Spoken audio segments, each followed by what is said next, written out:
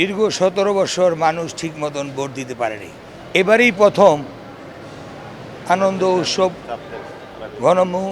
মধ্যে মানুষ ভোট দিয়েছে। ভয় বাধা কোনোটাই আটকাতে পারেনি। স্বতঃস্ফূর্তভাবে মানুষ ভোট দিয়ে আমাদের নির্বাচিত করেছে এবং অনেক আশা এবং প্রত্যাশা আমাদের এলাকার লোকের। বিগত দিনে যাদের সংসদগুলি সঠিক লোক নির্বাচিত সংসদে আসেও নেই, এলাকায় কোনো উন্নয়ন হয় নাই।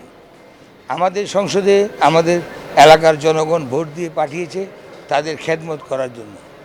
ইনশাল্লাহ আশা করি সংসদ মসৃণ হবে।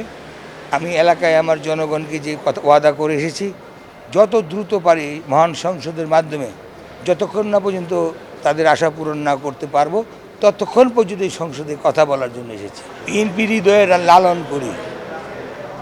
বিএনপি আমাদের সরিয়ে দিয়েছে, আমরা বিএনপি সরাই নেই। বিএনপি আমাদের হৃদয়ে আমরা এখনও লালন করছি, অন্তরের মধ্যে আছে।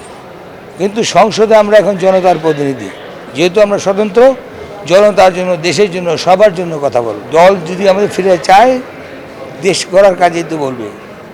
ফিরালেও আমরা আছি, না ফিরালেও আমরা আছি। আমরা দেশ গড়ার কারিগর হিসেবে থাকতে চাই।